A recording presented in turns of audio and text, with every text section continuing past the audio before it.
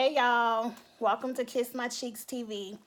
Today I'm going to give you a review for Real Housewives of Atlanta, episode 3. It's called The Float Goes On. Now, I just got home from the gym. I am tired. I went working out with my son, and I can't keep up with no football player. He had us lifting all kind of stuff, and I'm tired, and I got some food in the oven. And I wanted to do this review real quick. I don't think it will be long. It's really not a review. It's just my opinion of the show because I am a Real Housewives of Atlanta fan. But I want to say it's still kind of dry to me. Like, I feel like, you know how they say ready, set, go, and then it be a go. I feel like they still introducing the characters. They still setting up the season. We know it's gonna get juicy, but they don't want to give it to us. It's like they letting us smell the Thanksgiving dinner, but you and my family, you gotta wait till 5 o'clock to eat it, and you just hungry. So I feel like they're gonna go 1, 2, 3, go, and I feel like it's gonna pick up next week, and it's gonna be good. So let's get through this really quick. I took notes this time because I'm trying to get better with my channel, and I know my makeup not popping. You gotta look on Instagram and see my face this morning. I did a burgundy look, but I done sweated it all off, and I just want to get this out because I watched this yesterday and I need to get on top of my video. So I'm relaxing and talking about my favorite show. So the show started off with Eva and Cynthia. They weren't really talking about nothing. They were looking at houses. Eva was kind of shading herself, talking about she was broke and just making little dibs and jabs at herself because Marlo made fun of her being broke, and her bridesmaid or maid of honor, whoever she was telling all her business. But I don't think it was true. I don't really think Eva's broke. Her husband is a successful attorney. She might not be popping like Nene, who's been in the game a long time, and you know, a lot of these girls have a lot of Real Housewives of Atlanta endorsements, money, and nobody popping like Kandi. So I think she just might not be on a level, but she got more money than me, so she getting a $750,000 house. And I thought the house was nice, but she said it was too small.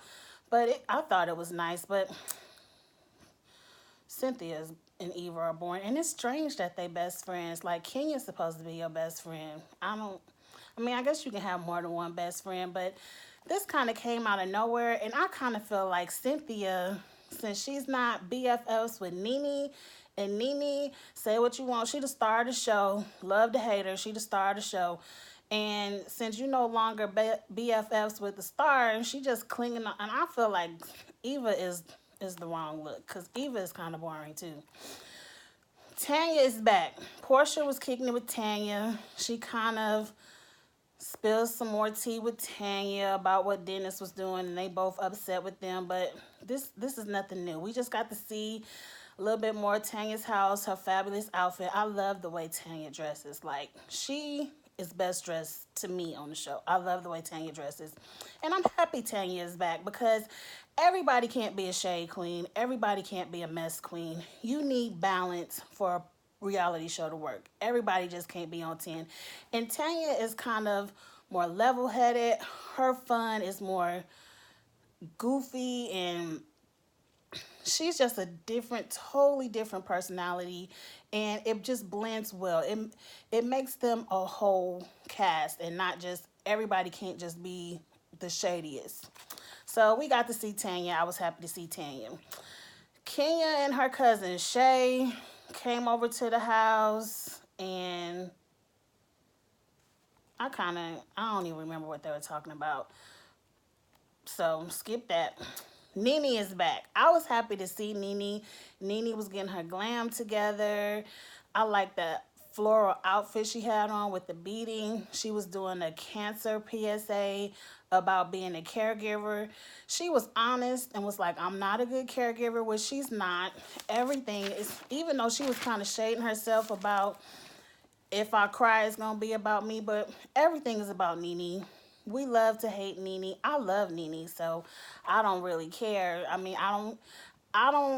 I could love someone as a personality and still not and call you when you wrong. Nene was wrong half of last season.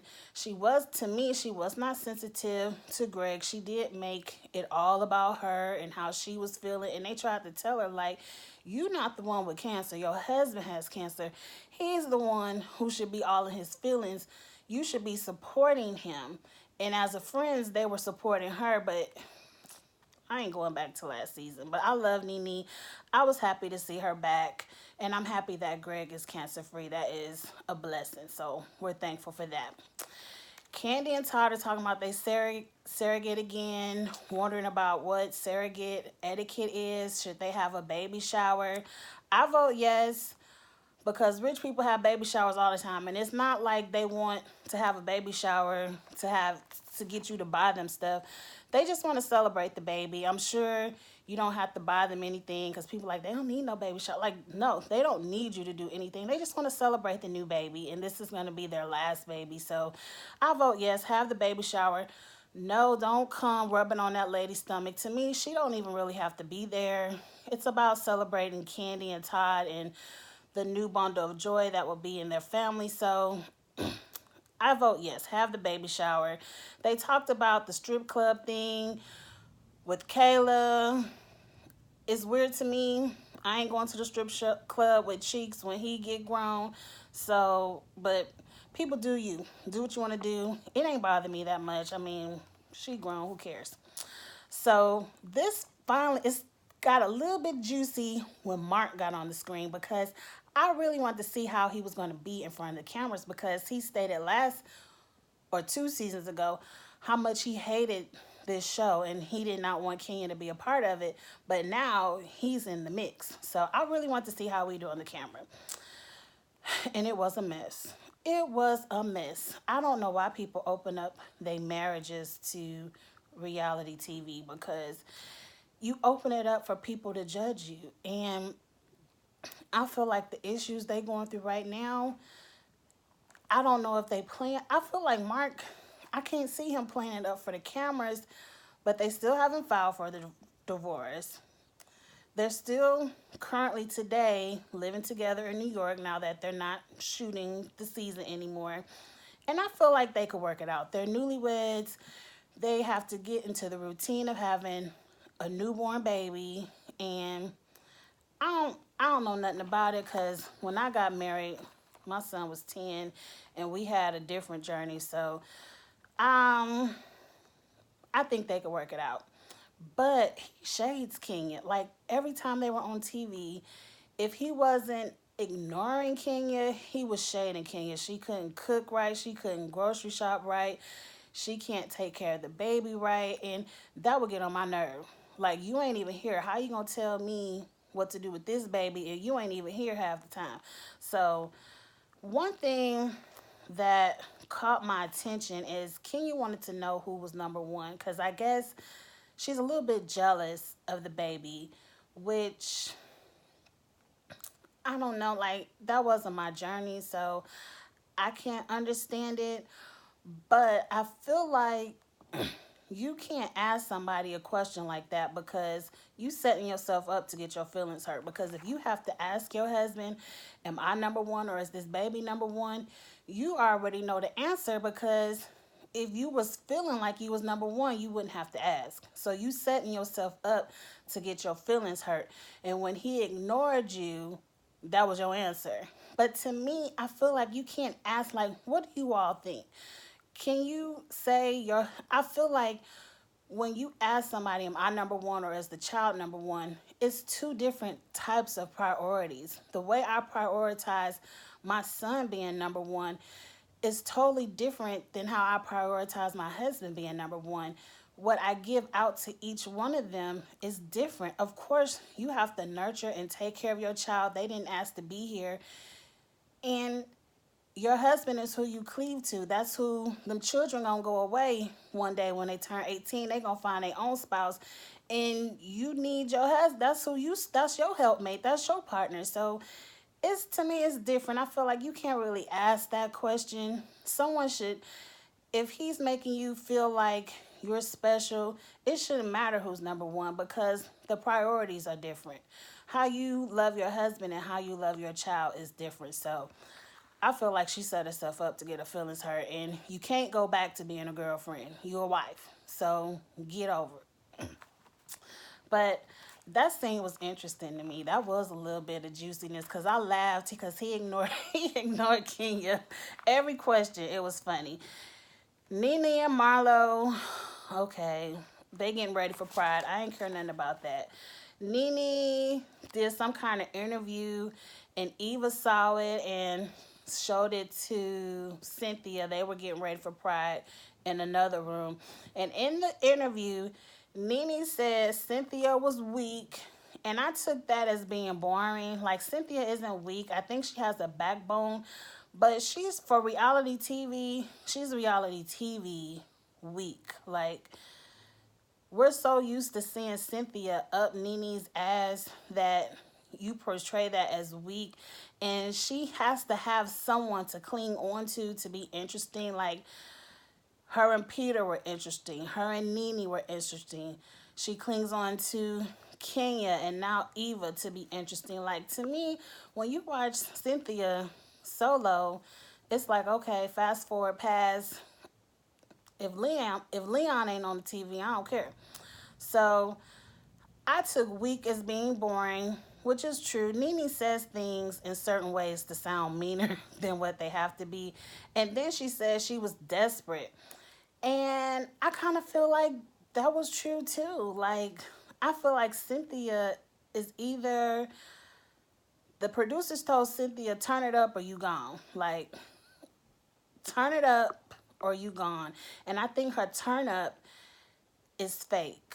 Like, I just don't, because Cynthia has shown us so much of who she was in the past, that how she's acting now, it seems fake to me. And I like Cynthia. Like, I do, but I can understand what Nene's saying. And next, they went to the Pride Parade, and they whole thing, Nene and Cynthia was talking about, if we see each other, blah, blah, blah, are we going to speak? Should I speak? Yeah, I can say hi and bye. That's what you're supposed to do. Or ignore the person. I mean, if you really don't like somebody, you ain't got to say nothing. Just, you ain't got to be rude. If they speak to you, say hello. But if don't nobody initiate the hello, just keep going on about your business, because when you show somebody you pressed because they didn't speak to you or not, then they won because you pressed. So who cares who speaks? If y'all don't fool with each other, don't fool with each other. So the episode goes off with Nene spotting Cynthia, but it looks like she was spotting somebody else. And they walk past each other, and it's like, boom, pause, on to next week.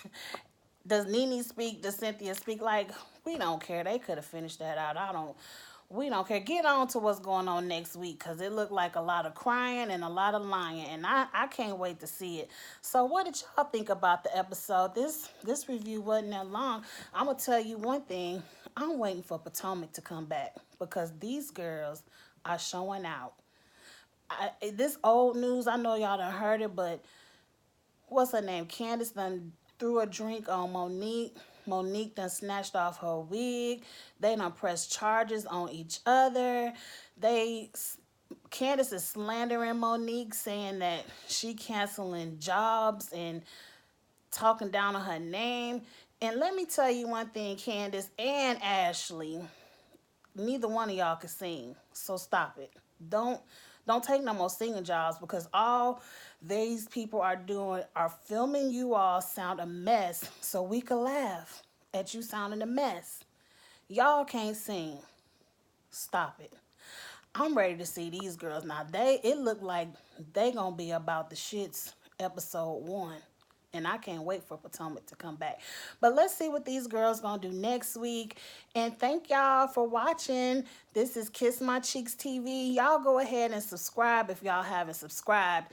And like my video. And leave me some comments. Let's talk about the show in the comments. I'm sure it's gonna get better, but let's talk about what we've seen so far. Y'all have a good night. Bye.